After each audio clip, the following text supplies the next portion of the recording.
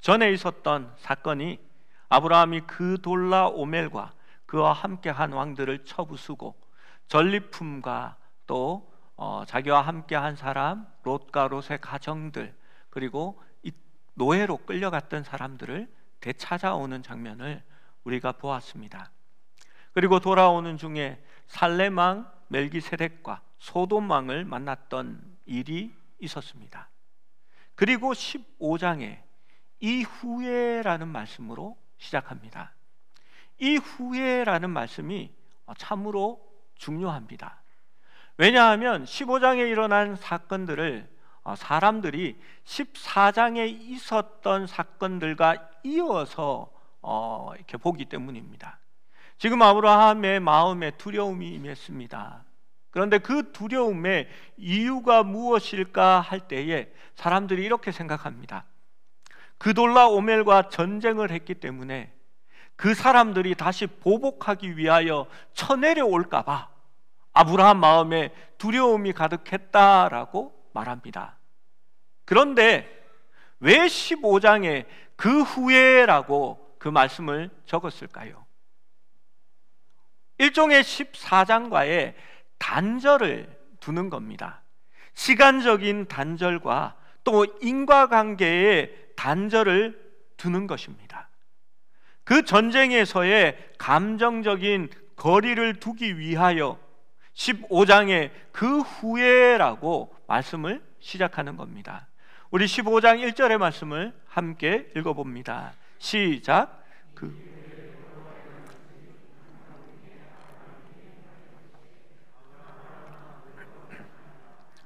내 방패요 지극한 상급이니라. 아멘. 저는 이 말씀이 참 좋습니다. 참 좋아하는 말씀입니다. 하나님께서 특별히 구하지 않아도, 특별히 하나님을 외쳐 부르지 않아도 하나님은 우리를 찾아오시기 때문입니다. 여호수아에게도 찾아오셔서 놀라지 말라, 두려워하지 마라, 나는 내 하나님이 됨이라 라고 말씀하실 때에 여러분, 여호수아의 마음이 얼마나 좋았을까요? 여러분, 아브라함이 두려워하고 마음이 심란할 때에 하나님이 먼저 찾아오셔서 아브라함에게 임하여 말씀합니다. 왜 하나님이 그렇게 찾아오셨을까요?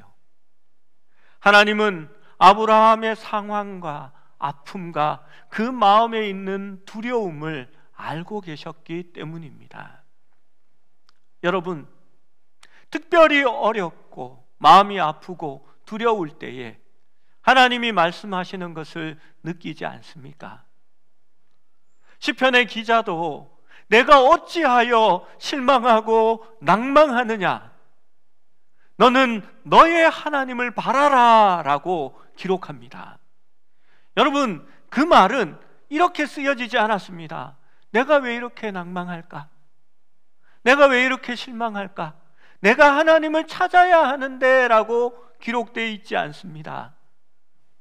내 영혼아, 내가 어찌하여 낭망하느냐, 내가 어찌하여 두려워하느냐, 너는 너의 하나님을 바라라 라고 누군가가 자기에게 말씀하는 것을 그대로 기록하는 겁니다. 하나님은 아브라함의 아픔과 두려움을 알고 계셨습니다. 그래서 하나님은 우리의 상황 속으로 찾아 들어오십니다. 때로는 우리가 하나님이 너무 멀리 있는 것처럼 느껴집니다.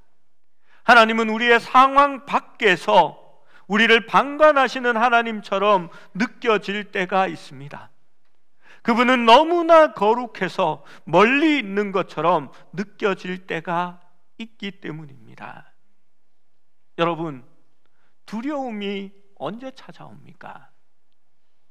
무언가 우리가 할 수 있을 때, 아직 해야 할 것이 남아 있을 때 두려움이 오지는 않습니다. 여러분, 모든 것이 한계를 드러내고 이제는 내가 해야 할 것이 남아있지 않구나 할 때에, 그때의 두려움은 엄습합니다.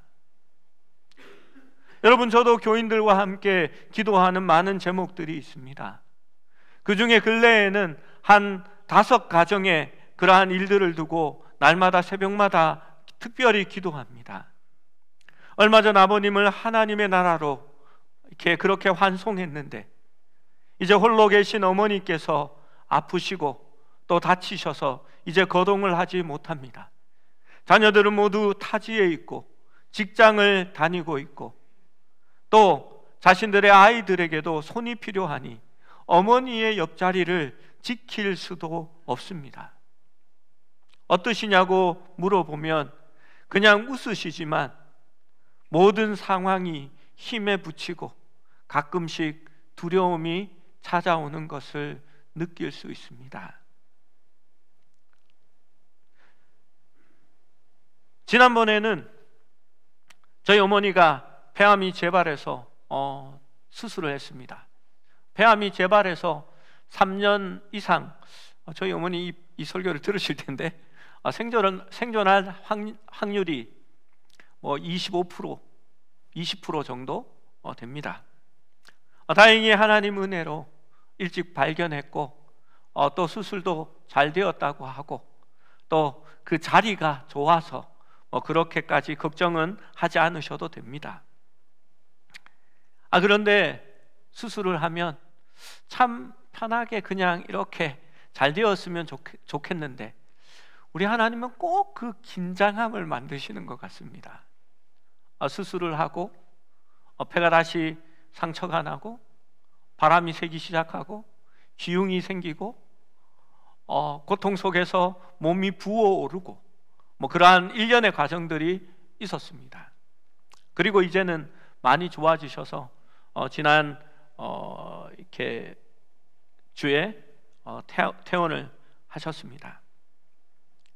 성도들 가정 중에 자녀가 운동을 합니다. 우리 집사님 계신지 모르겠는데 대학을 마치고 프로에 입단해야 하는데 몸을 만들어 가던 가장 중요한 시기에 부상이 있었습니다. 그 엄마가 얼마나 간절히 기도했는지 모릅니다. 여러분, 운동이라는 것이 정말 어렵습니다. 다른 길은 4등, 5등 중간 정도 해도 갈 수 있는 길이 있습니다. 그런데 운동은 그 마지막이 바늘 구멍처럼 좁아집니다. 그 마지막 바늘 구멍 같은 그 앞에 서서 사랑하는 자식이 평생 꿈꾸며 땀 흘리며 이를 위해서 이를 악물고 뛰었던 그 꿈을 내려놓으려고 할 때 부모의 마음이 어떠하겠습니까? 하나님을 간절히 찾지만 두려움이 찾아옵니다. 차라리 내가 아팠더라면, 차라리 그 어려움이 나였더라면, 그러한 마음들이 들게 됩니다. 믿음의 조상이 될 아브라함에게도 두려움이 찾아옵니다. 아브라함의 안타까운 마음이 오늘 나타납니다. 아브라함은 말씀을 쫓아 믿음의 여행을 시작했고 지금도 그 길 가운데 있습니다. 그런데 75세 때에 하나님의 부름을 받았고 이제는 아브라함의 나이가 더 많아져서 성경의 신학자들은 아브라함이 지금 85세에서 90세를 중간에 두고 있는 그 나이쯤이라 말합니다. 여러분, 상황은 더 절망적입니다. 아브라함은 분명 갈대아 우르에서 자신을 부르실 때에 하나님의 약속을 기억하고 있습니다. 창세기 12장 2절에 내가 너로 큰 민족을 이루고 내게 복을 주어 내 이름을 창대하게 하리니 너는 복이 될지라 라고 하는 약속을 분명히 받았습니다. 그런데 상황을 보니 희망이 꺼져갑니다. 여러분, 아브라함은 이렇게 말합니다. 주 여호와여, 무엇을 내게 주시려 하나이까? 나는 자식이 없사오니.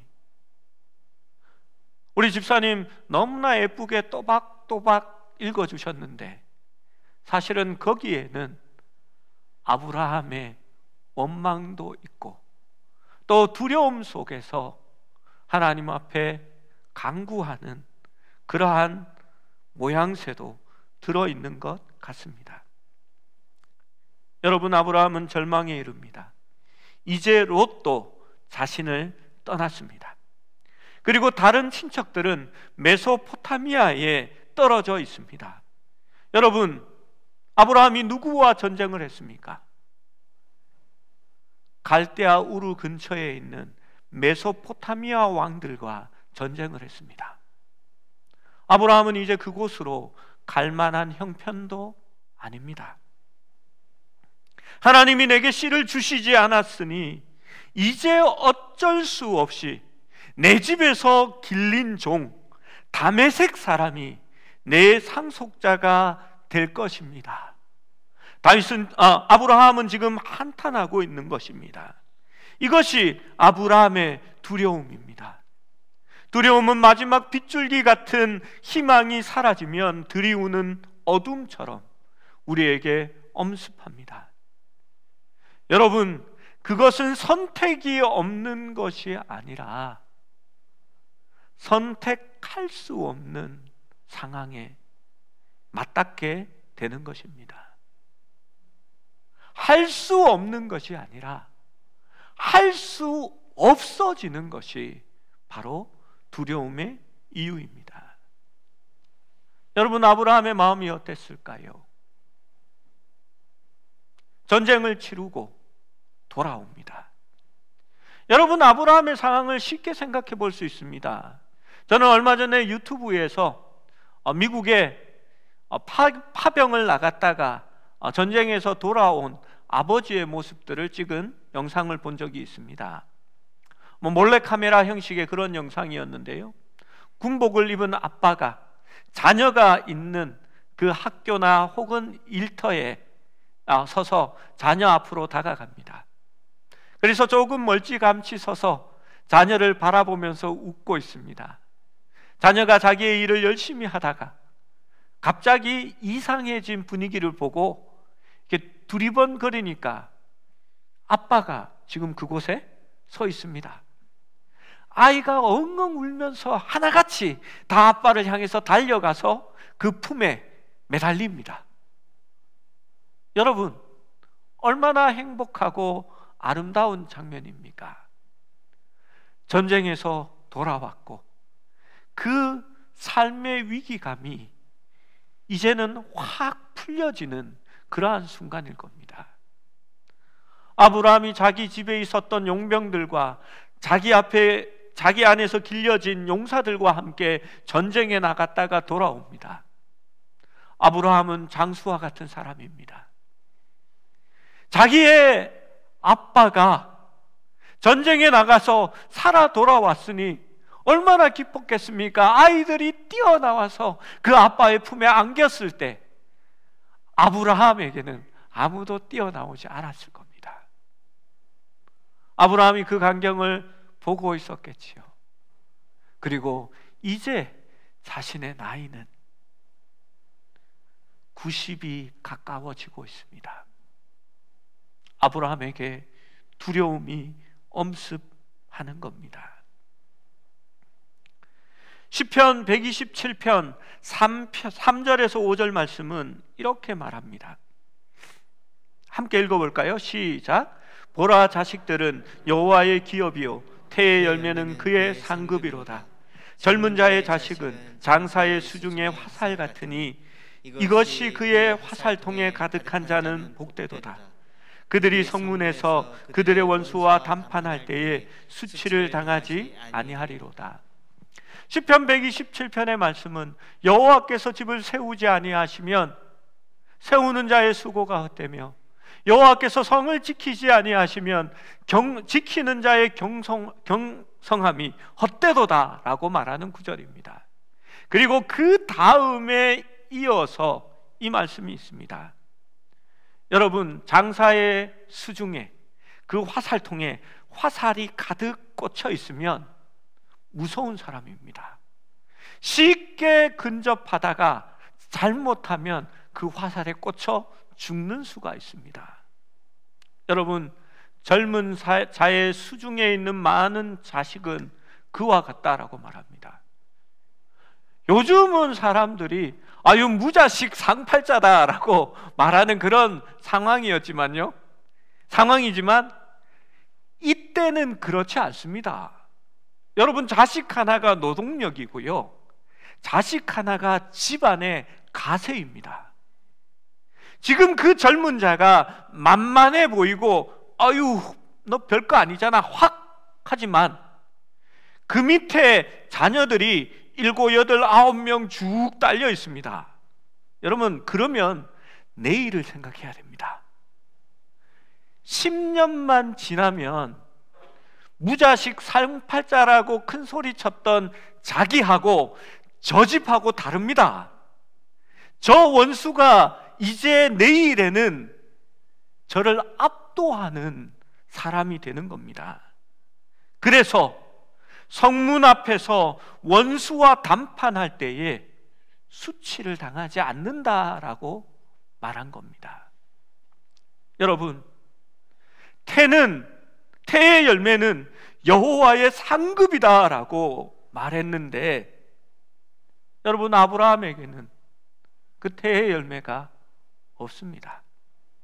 그래서 이제 종으로 내 상속자를 삼아야 하겠나이다 라고 하나님 앞에 한탄하며 자기의 삶을 두려워하고 있는 것입니다. 여러분, 그때 하나님께서 아브라함에게 말합니다. 나는 내 방패요, 너의 지극히 큰 상급이니라 라고 말입니다. 여러분, 하나님께서 우리의 방패가 되어주시고 지극히 큰 상급이 되어주시겠다라고 말하는 것입니다. 여러분, 태의 열매는 하나님의 선물입니다. 그 하나님께서 함께 하겠고 너를 방패가 되어 지키겠고 내가 지극히 큰 상급이 되어 주겠다라고 약속하시는 겁니다. 여러분, 한번 따라서 고백해 보기를 원합니다. 나는 내 방패요, 너의 지극히 큰 상급이니라. 믿으십니까? 예, 하나님을 그렇게 받아들이는 우리 모두가 될 수 있기를 원합니다. 여러분, 아브라함은 그 말씀을 믿습니다. 여러분, 믿음이 얼마나 중요한지 아십니까? 믿는 만큼 신앙은 자랍니다. 우리의 믿음은 하나님을 아는 만큼 자라나게 되는 겁니다. 삶은 하나님을 신뢰하는 믿음만큼 바뀌게 되고 하나님을 사랑하는 만큼 자신을 드리고 헌신하게 되어지는 겁니다.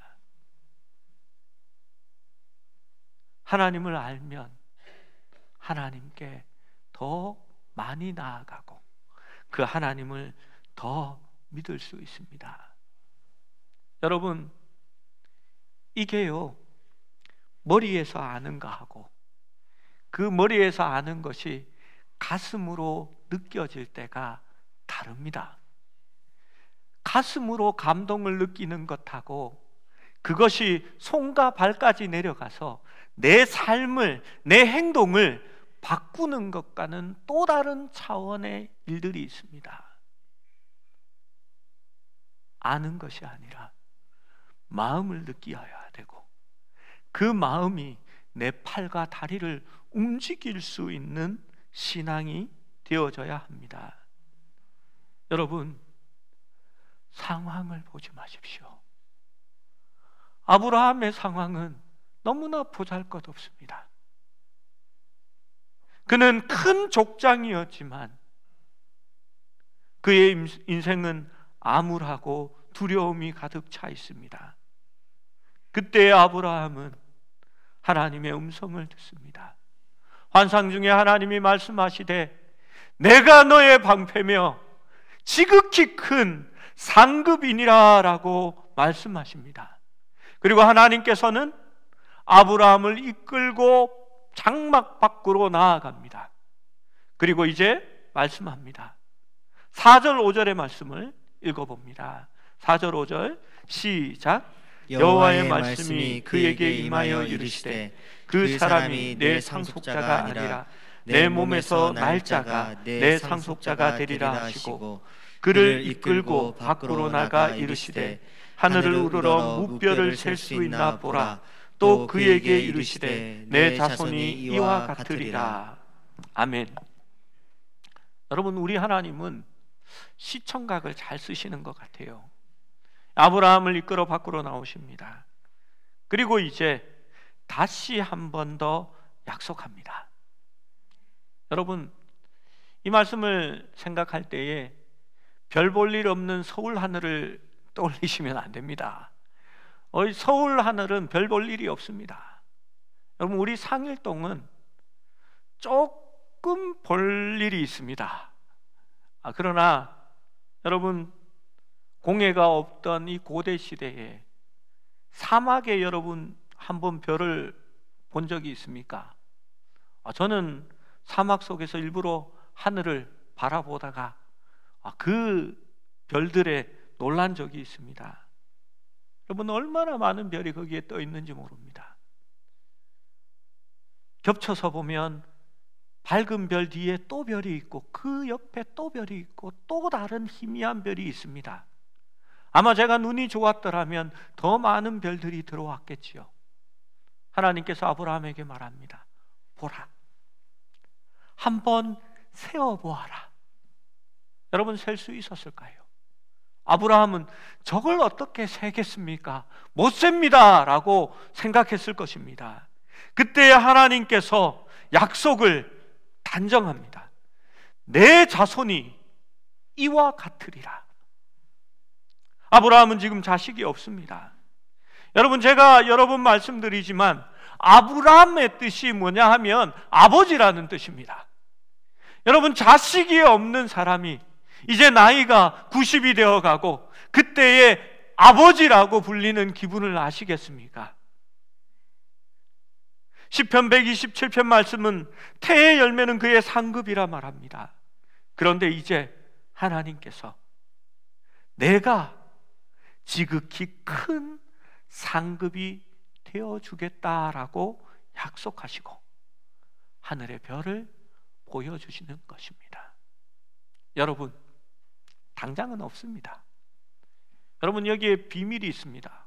아브라함이 절대로 알면 안 되는 비밀입니다. 그가 약속을 받았고 믿었는데 실제로 이삭을 가지는 것은 앞으로 10여 년이 더 지나야 됩니다. 속았습니까? 알려주면 아브라함이 실망할까 걱정이 됩니다. 그런데 아브라함은 믿었습니다. 해군사관학교에 들어오는 장교 후보생들 중에 고소공포증이나 배멀미를 하거나 바다를 두려워하는 아이들이 많다고 합니다. 여러분, 고등학교 졸업하고 성적 맞추어서 해군사관학교 갔거든요.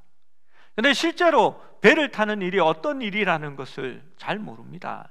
막상 배를 타고 갑판 위에 올라가면 어떤 순양함들은 그 높이가 10층 이상 되는 건물이 된다고 합니다.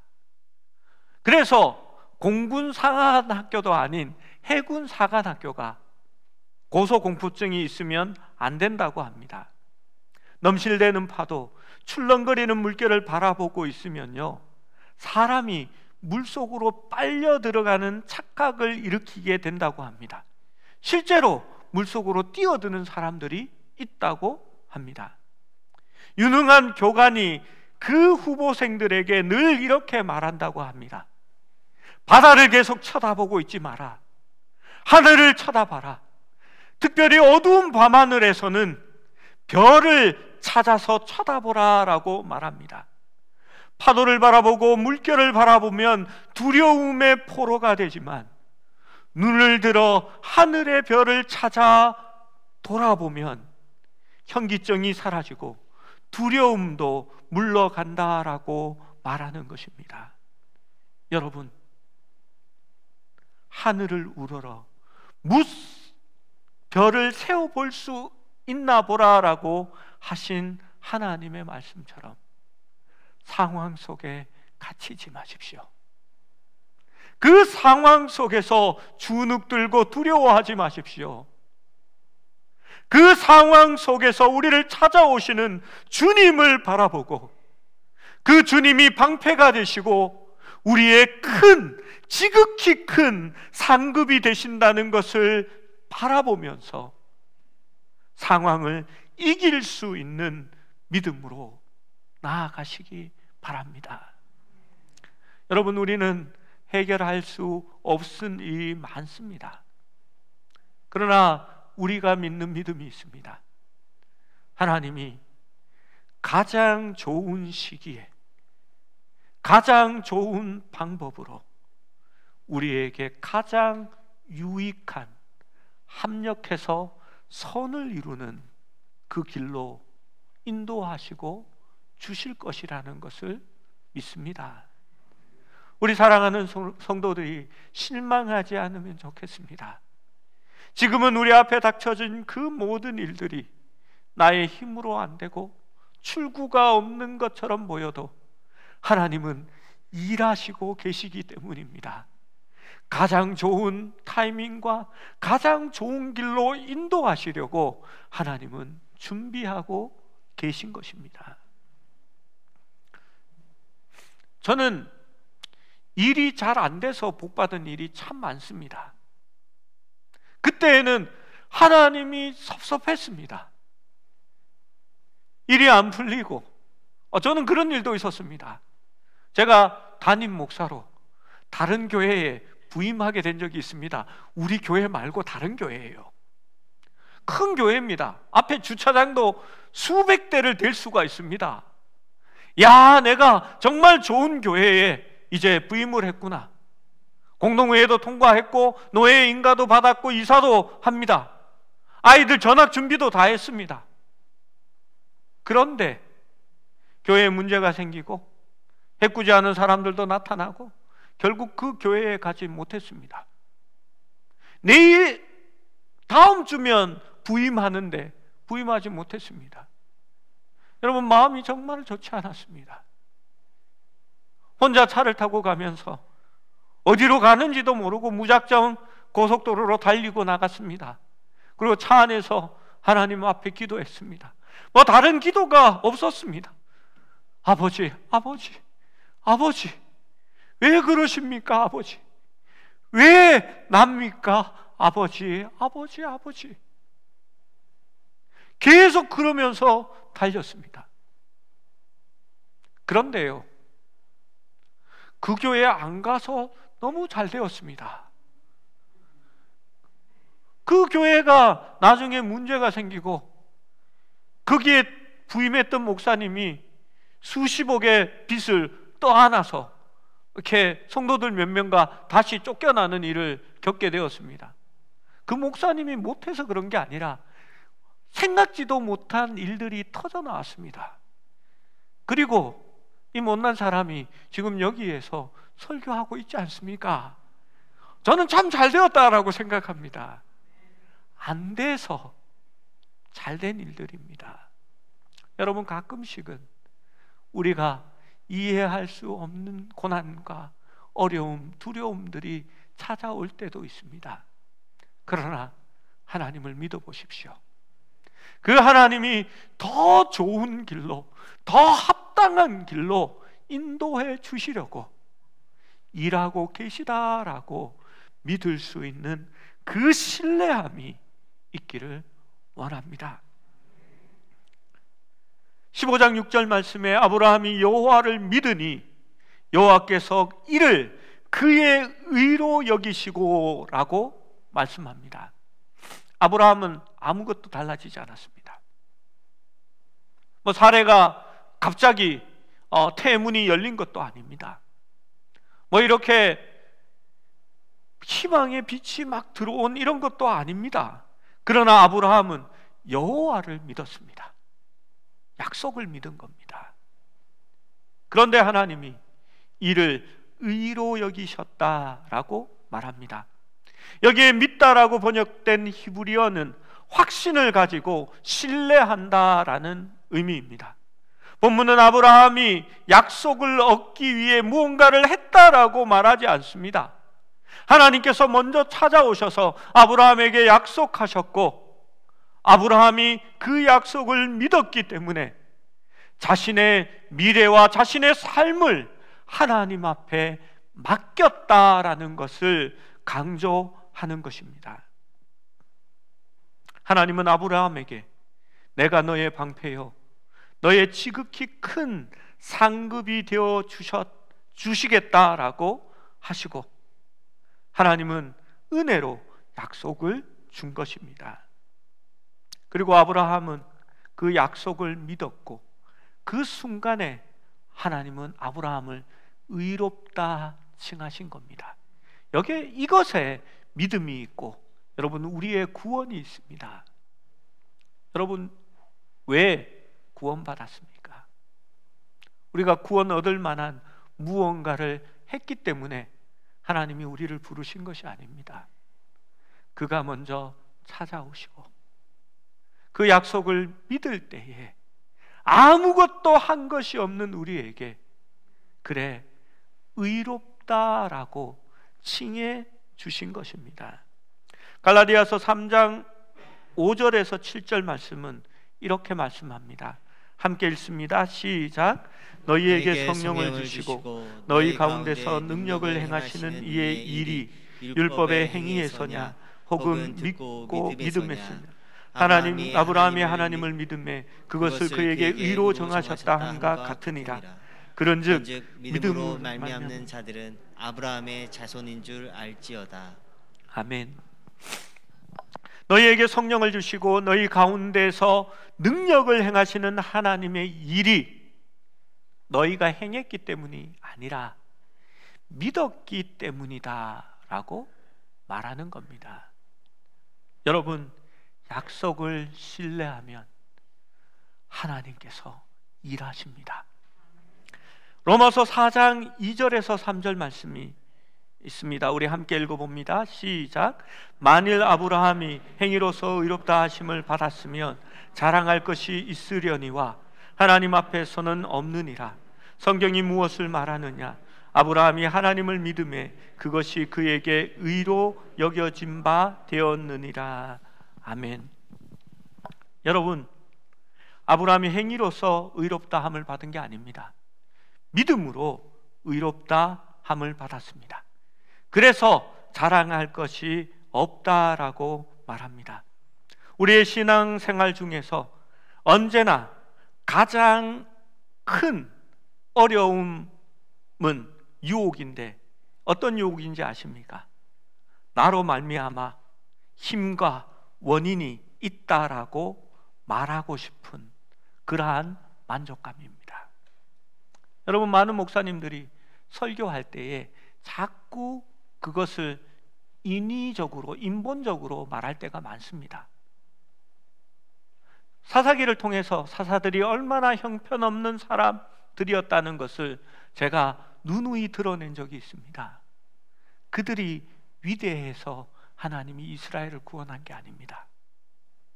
그들의 못난 믿음에도 불구하고 하나님이 은혜로 베풀어 주셨기 때문에 이스라엘이 구원을 받은 것입니다. 아브라함이 뭐뭐 했기 때문에 아브라함이 복을 받았고, 모세가 어떻게 했기 때문에 그가 승리할 수 있었고, 성경은 절대 그것을 얘기하지 않습니다. 성경은 그들이 그럼에도 불구하고 하나님이 신실하셔서 약속을 지키셨다라고 말하고 있습니다. 여러분, 나의 행위가 드러나면 믿음으로 말미암는 의는 사라지는 겁니다. 아브라함이 의롭게 된 것은 그가 행위가 있었기 때문이 아니라 믿었기 때문입니다. 여러분, 우리의 능력은 믿음으로 말미암는 것입니다. 그 믿음으로 말미암을 때에 하나님의 성령이 하나님의 능력으로 행하시는 것을 우리가 보게 되는 것입니다. 여러분, 우리가 임직식을 앞두고 있습니다.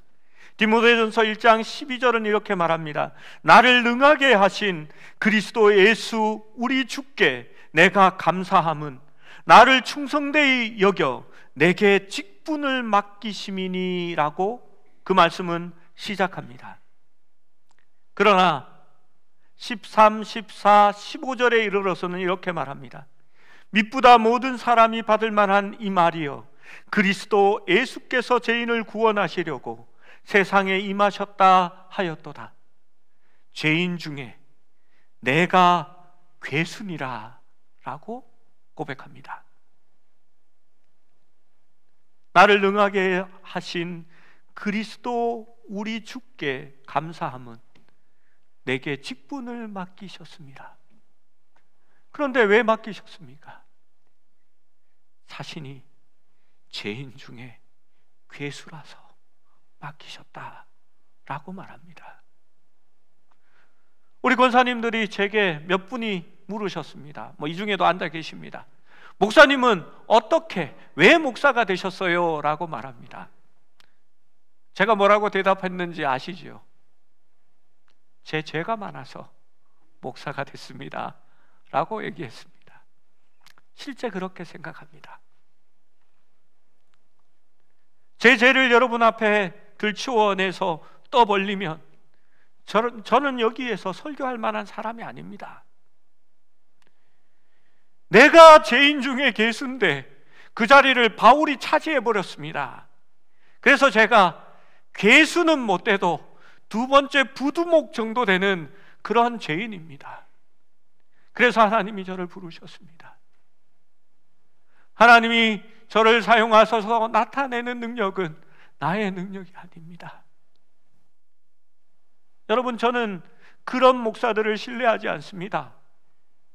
내가 성경을 80번 읽었고 내가 능력이 얼마나 많은지 기도하면 병이 낫고 나는 금식 기도를 15번 했고 내가 옛날에 말이야 무덤 위를 날아다녔는데 그때에 내가 기도하면 하나님의 능력이 말이지 저는 가짜라고 말합니다. 하나님이 우리를 사용하시고 우리에게 능력 주실 때에는 자기를 비우고 내가 얼마나 부족한 자인지 고백하는 이들을 통해 하나님은 그의 영광을 드러내시는 분이시기 때문입니다. 여러분, 하나님은 영광스러운 계획을 아브라함에게 가지고 계셨고 은혜로운 약속도 하셨지만 당장은 아무 일도 일어나지 않았습니다. 아브라함과 사라는 나이가 점점 들어갈 것이고 100세가 이를 때까지 하나님의 약속은 이루어지지 않습니다. 그리고 상황은 점점 더 나빠져 갑니다. 믿음의 학교의 가장 기본적인 교훈 중 하나는 하나님의 뜻과 하나님의 방법은 하나님의 때에 성취된다는 것입니다. 하나님이 아들을 주실 방법이 없었기 때문이 아니라 하나님께서 아들을 만들기 위해 힘을 저축하고 계셨던 것이 아니라 하나님은 아브라함과 사라를 기다리셨습니다. 그래서 아브라함과 사라가 더 이상 자식을 낳을 수 없는 것처럼 될 때까지 성경은 아브라함과 사라의 태가 죽은 것 같이 되었을 때에 하나님은 비로소 그들을 통해 역사하기 시작하셨던 것입니다. 사랑하는 여러분, 누구든지 나를 따라오려거든 자기를 부인하고 자기 십자가를 지라라고 말씀합니다. 여러분, 죽어지기 전에 먼저 엎드려야 합니다. 하나님께서 내려놓게 하시기 전에 내가 먼저 놓을 수 있는 자가 복된 사람입니다. 사도 바울은 말합니다. 나의 강함은 나의 약한 데서 비롯되기 때문입니다. 여러분, 하나님 앞에서 여호와를 도움으로 삼고 방패로 삼고 그분만이 지극히 큰 나의 상급이라고 말할 수 있는 사람은 하나님만을 신뢰하십시오. 나를 부인하십시오. 내가 죽어야 할 나의 십자가를 짊어지고 사는 사람이 되시기를 축원합니다. 여러분, 말씀을 준비하면서 떠오르는 찬양이 있어 함께 마지막 찬양으로 부르려고 합니다. 모든 상황 속에서 주를 찬양할지라. 주는 나의 큰 상급, 큰 도움이시라. 내 영혼이 확정되고 확정되어 싸우니 오로지 믿음의 눈을 열고 주만 바라볼 수 있는 그러한 우리가 될 수 있기를 원합니다.